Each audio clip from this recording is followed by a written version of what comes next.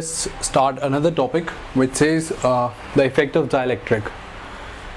Dielectric जो होता है इसको हम जो पैरेलल प्लेट कैपेसिटर होता है ये उसके बीच में कभी भी इंट्रोड्यूस करें, not even parallel plate capacitor but किसी भी कैपेसिटर के बीच में इंट्रोड्यूस करते हैं. So what happens is the capacitance of this capacitor increase by a value के. ओके, यानी अगर इनिशियली सी नॉट थी, the final capacitance becomes C is equals to K C naught, where K is the dielectric constant. ये क्यों होता है और ऐसा करने से क्या इफेक्ट पड़ेगा? बेसिकली ये होता किस लिए? बिकॉज इलेक्ट्रिक फील्ड वगैरह कुछ इंक्रीज हो जाती है, बट ये इन चीज़ों की डिटेल के अंदर जाना. Now let us start another topic which is effect of dielectric. Dielectric, whenever कोई भी dielectric होता है and whenever it is introduced between the capacitor, तो जो capacitor की capacitance होती है it increases to a value. Let us suppose कि initially C naught capacitance थी, the final value after introducing the dielectric value हो जाती है C naught K.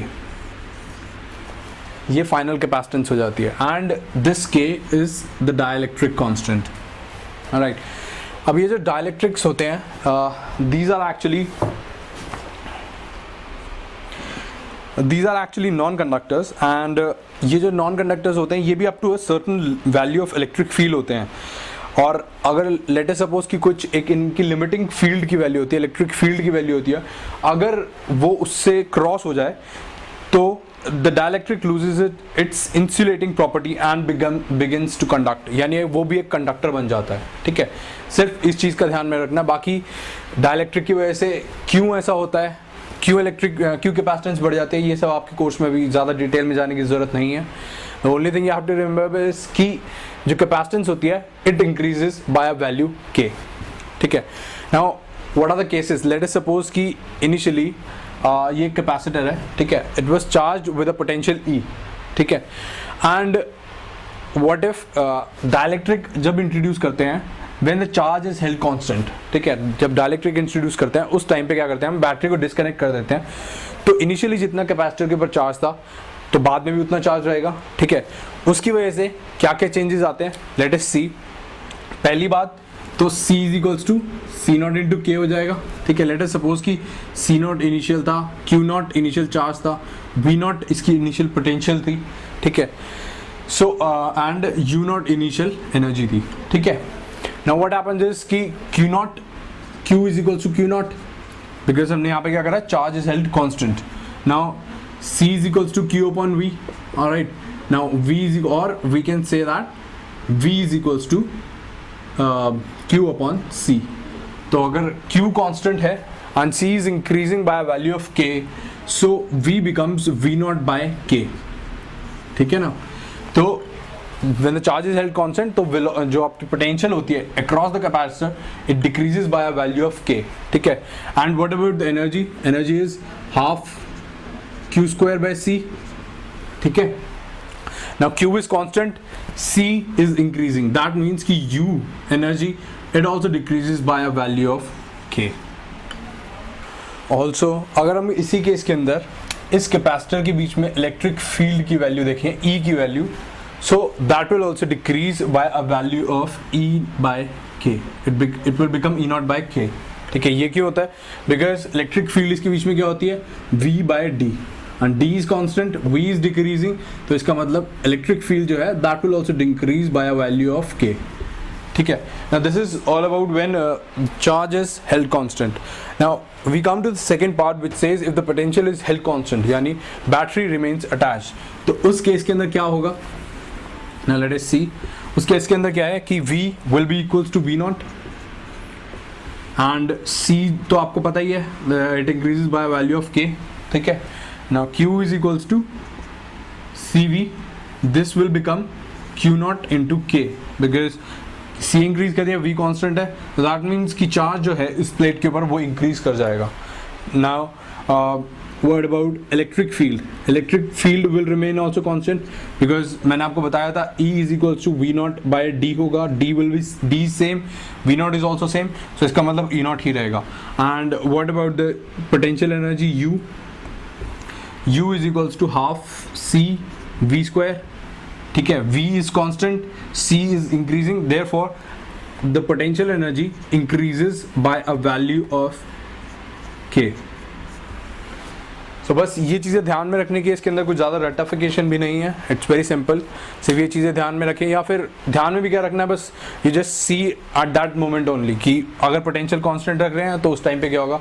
जनरली इसमें इतने ज़्यादा क्वेश्चंस नहीं आते. और इसी के अंदर इफेक्ट ऑफ डाइलेक्ट्रिक के अंदर नेक्स्ट केस देखते हैं where the capacitors with capacitor with more than one dielectric slab.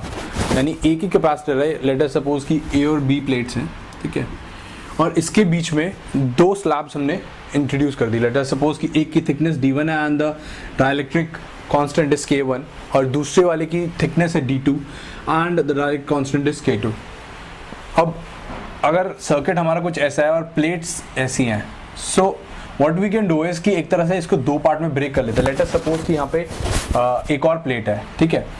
सो एक तरह से क्या हुआ कि दो कैपेसिटर बन गए हमारे. एक ये वाला कैपेसिटर दैट इज AC और एक बना BC, ठीक है. और जब इस तरीके से लगा हुआ है, सो दैट मीन्स कि दे आर इन सीरीज, ठीक है. तो अब हम क्या करते हैं कि अगर हमको नेट कैपेसिटेंस निकालनी है, so what we will do is कि इसकी कैपेसिटेंस और इसकी कैपेसिटेंस को सीरीज में ऐड करेंगे, ठीक है. इसकी कैपेसिटेंस लेट अस सपोज कि C1 है, इसकी वैल्यू कितनी होती है आपको पता है, A epsilon naught D upon K, ठीक है. This will be the capacitance, sorry the capacitance is A epsilon not K1 upon D1. A epsilon naught upon D होती है and it increases by value of K not. Similarly BC वाले के लिए क्या होगा, A epsilon not K2 bye D2, ठीक है. अब इन दोनों को सीरीज में ऐड करना है. सीरीज में किस तरीके से ऐड होता है, 1/C is equal to 1/C1 plus 1/C2, ठीक है. दैट मीन्स एक तरह से अगर हम इसको सॉल्व कर लेंगे तो the answer will come out to be C is equal to A epsilon naught upon summation of DI plus KI. यानी कि this can be written as A epsilon naught upon D1 upon K1 plus D2 upon K2, ठीक है. अब इसी के अंदर हम एक केस देख सकते हैं जहाँ पे लेट अस सपोज कि ये D1 की जगह यहाँ पे एक डाइलेक्ट्रिक नहीं होता, यहाँ पे वैक्यूम है. यानी एक डाइलेक्ट्रिक बस इतनी लेंथ के अंदर D2 लेंथ के अंदर लगा हुआ है, ठीक है. इन that case what will happen is कि लेट अस सपोज कि इसकी जो थिकनेस है दिस इज T, जो डाइलेक्ट्रिक स्लैब हमारी उसकी थिकनेस T है और इस टोटल की थिकनेस D है, ठीक है. कैपेसिटर के बीच में जो डिस्टेंस है दैट इज, दो प्लेट्स के बीच में जो डिस्टेंस है that is D. So in that case what will happen is C is equals to, this will come out to be C is equals to A epsilon naught upon, अब मान लेते हैं कि ये भी एक डाइलेक्ट्रिक स्लैब है but इसका जो K कांस्टेंट है दिस इज 1. वैक्यूम जो होता है उसके अंदर डाइलेक्ट्रिक स्लैब यानी K जो होती है उसकी वैल्यू 1 होती है, ठीक है. तो लेट अस अज्यूम दिस. अब इसकी पहले डाइलेक्ट्रिक का देखते हैं, इसका कितना होगा, T DI upon KI formula था, ठीक है. इसके अंदर आएगा T upon K1, late us suppose कि इसकी वैल्यू थी K1 प्लस इस वाले की, इसकी वैल्यू कितनी आएगी, D minus T upon K and K is 1. तो सिंपली ये आपका आंसर आ गया. यानी अब एक चीज़ अगर आपने देखी तो इट डज नॉट, इसके अंदर भी जो आंसर आया इससे हमको ये नहीं पता चला कि डाइलेक्ट्रिक स्लैब जो है वो किसी भी एक प्लेट से कितने डिस्टेंस पर है, ठीक है. व्हाट मैटर्स इज कि कितने थिकनेस की डाइलेक्ट्रिक स्लैब है. इसका मतलब अगर इसकी जगह कुछ ऐसी भी होती, लेट अस सपोज ये बीच में ये स्लैब इस तरीके से लगी होती और ये पैरेलल प्लेट होती और इसकी थिकनेस D होती, T होती सॉरी, तब भी हमारा आंसर सेम आता, ठीक है. तो इट डजंट मैटर कि उसकी प्लेसमेंट कहाँ पर है, व्हाट मैटर्स इज कि उसकी कितनी लेंथ है और वो कैपेसिटर्स की ये कितनी है, कैपेसिटर्स के बीच में जो पैरेलल प्लेट्स हैं इन दोनों के बीच में डिस्टेंस कितना है, सिर्फ ये टेक इनटू अकाउंट करता है, ठीक है. अब इसी के अंदर लेट अस सपोज कि अगर हम यहाँ पर जैसे यहाँ पे K थी, K को हमने 1 पुट करा था, अगर वैक्यूम की जगह अगर हम एक मेटल डाल देते हैं, ठीक है, तो मेटल के केस में क्या होता है, K is equal to infinite होता है because it is perfectly conducting. तो जब K is equal to infinity होगा तब सिंपली आंसर जो आ जाएगा हमारा वो आ जाएगा A एप्सिलॉन नॉट K1/T। ठीक है, मतलब अगर इसकी जगह यहाँ पे मेटल है तो दैट मीन्स कि इसकी मतलब इसकी कैपेसिटेंस ऑलमोस्ट जीरो हो जाती है जब इसकी कंडक्टिविटी बिकॉज इनफाइनाइट हो जाती है। तो उस केस के अंदर अगर ये मेटल स्लैब है तो this will be the answer. ठीक है, अब इसी के अंदर अगर हम एक और केस देखें जिसके अंदर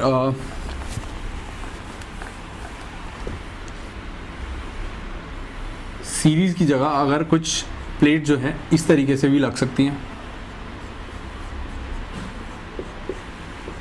ठीक है, इन दोनों की लेंथ होगी d, ठीक है, and this is late us suppose K1, this is K2।